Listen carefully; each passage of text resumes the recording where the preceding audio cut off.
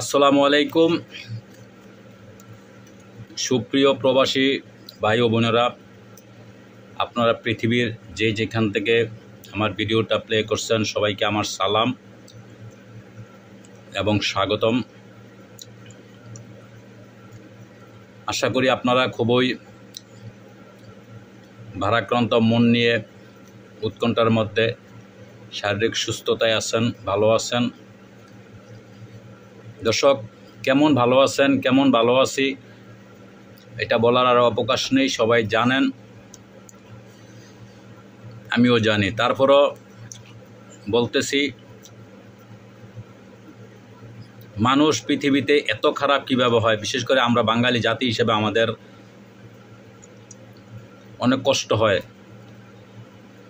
অনেক কষ্ট হয়। আমরা কেন এরকম জাতি হইলাম? আমাদের ভিতরে জ্ঞান, বুদ্ধি, বিবেক আল্লাহ পাক কিছুই রাখে নাই।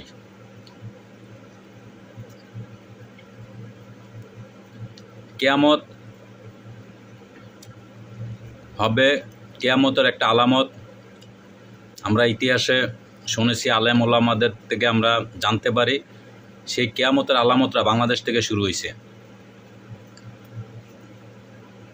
আর একটা দেশের সরকার, একটা দেশের যারা প্রতিনিধিত্ব করে, তাদের ধ্বংসের কয়েকটা কারণও এগুলা বলা হয়েছে, ইতিহাসে আছে, বলা হয়েছে। সেই কারণগুলা একদম শীর্ষস্থানীয় দেশের যে নেতৃত্ব দিব তাদের থেকে মিথ্যা কথা শুরু হয়ে যাব।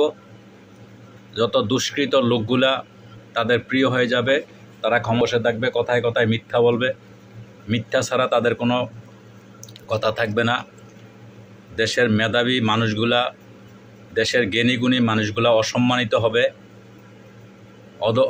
অপদস্থ হবে তাদের দ্বারা। সেটা হচ্ছে কিয়ামতের লক্ষণ এবং ওই সরকারের অধপতন। একটা মানুষের যখন অধপতন হয়, তখন অধপতন হওয়ার আগে তার কতগুলো লক্ষণ আছে। সে কথায় কথায় মিথ্যা বলবে, তারা কোনো খাবে না, ভালোগুলা তার দ্বারা ক্ষতিগ্রস্ত হবে। তবে আপনারা নিশ্চিত, ইতিহাস কখনো মিথ্যা হয় না, ইতিহাস সত্য। অনেক জ্ঞানীরা, অনেক বৈজ্ঞানিকরা, অনেক কবিরা এগুলা বলে গেছে, এগুলা কখনোই মিথ্যা হয় না। ধ্বংস অনিবার্য, যার দ্বারা আজকে পুরা জাতি অশান্তির মধ্যে আছে। সেই ক্ষমতাসীন লোকগুলা কিভাবে দীর্ঘদিন যাবৎ ক্ষমতা থাকবে, তাদের ধ্বংস খুব অনিবার্য। আর আমরা বাঙালি জাতি হিসেবে আমাদের কলঙ্ক। আমরা কেন এতদিন পর্যন্ত এগুলা মানতেছি, মেনে নিতেছি? যাই হোক, সর্বশেষ কথা হচ্ছে, আল্লাহ পাক সবাইকে বুঝার তৌফিক দান করুক।